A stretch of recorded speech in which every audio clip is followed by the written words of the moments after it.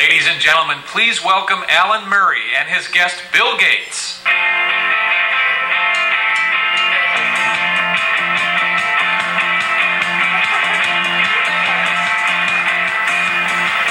So thank you for being here. The Gates Foundation is focused on health. It's focused on development. It's focused on education in the United States. It's not focused on energy. So why are we here? Well, I spend a fair bit of my time on energy for a couple reasons. One is that if you want to improve the situation of the poorest 2 billion on the planet, having the price of energy go down substantially would be about the best thing you could do for them. Like fertilizer is basically energy. Their ability to get their inputs to come into where they live, their ability to get their produce out, their ability to get to jobs and things. Energy is the thing that allowed civilization over the last 200 years to dramatically change everything. And so if you want to reach the rest of civilization and give them lighting services, refrigeration services, you've got to bring the cost of energy down a lot. So it's fundamental. That, along with the carbon constraint that I believe is hugely important, partly because what it does to tropical agriculture is it makes it virtually impossible. If you get enough warming, the temperate agriculture actually is a net beneficiary because of increased CO2 concentrations and certain places where warmth is good. But tropical agriculture, which is where the poorest live, is a disaster. And you've said we have to not just slow the growth, not shrink carbon emissions, but get to zero. The goal has to be zero.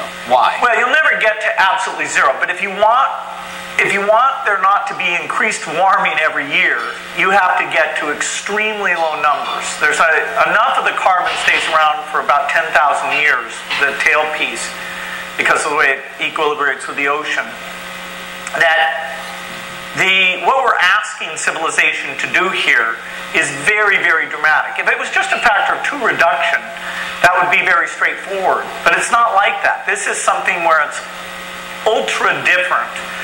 Every year, civilization puts out more CO2. There's not a single year where we put out less. Even when we had the economic recession, because China and India are moving ahead. And so the idea to get to an 80% reduction, you actually have to have a year where you get less. It's kind of a mathematical thing. And then you have to have years where you get a lot less. And so this is very tough. The likelihood of us meeting any of the goals we've set seems very daunting. I think the 2 basic views I have. One is that people underestimate how hard it is to make these changes. That is, they look at intermittent energy sources, they don't think about storage and transmission. They look at things that are deeply subsidized and they forget that they are deeply subsidized. They look just at the rich world and they don't look at where all the energy increase is taking place, which is in middle and low-income areas. So I think the problem is way harder than many observers think. I'm on the Smeal camp on this.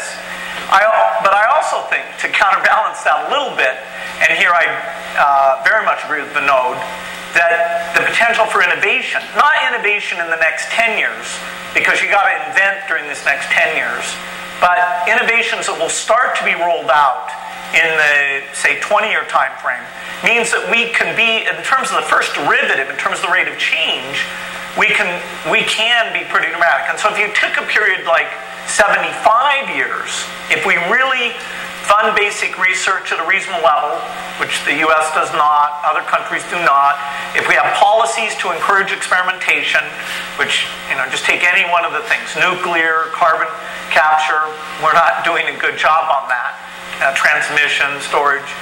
If you do the right things, there is a chance to meet very aggressive goals in a 75-year time. You're talking about 75 years and beyond to get under 50% on your way to zero. Well, you can get the first derivative to be such that you can get way below 50%, because the power plants you build between now and, say, 2025, you will be in a position to start replacing those in the 2060 time frame. So if you were hardcore, and you could get to the point, because of the economics, where you would actually end-of-life things maybe a decade soon, and you made sure that all new builds were zero CO2 emission. That is, whatever the winning technology is.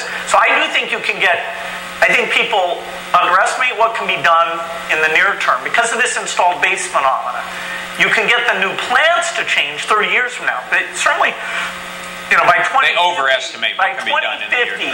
If we do a good job in innovation, we could have all the new plants in rich world be zero CO2 emission. But you'd need more time before you get to 50% of that installed base.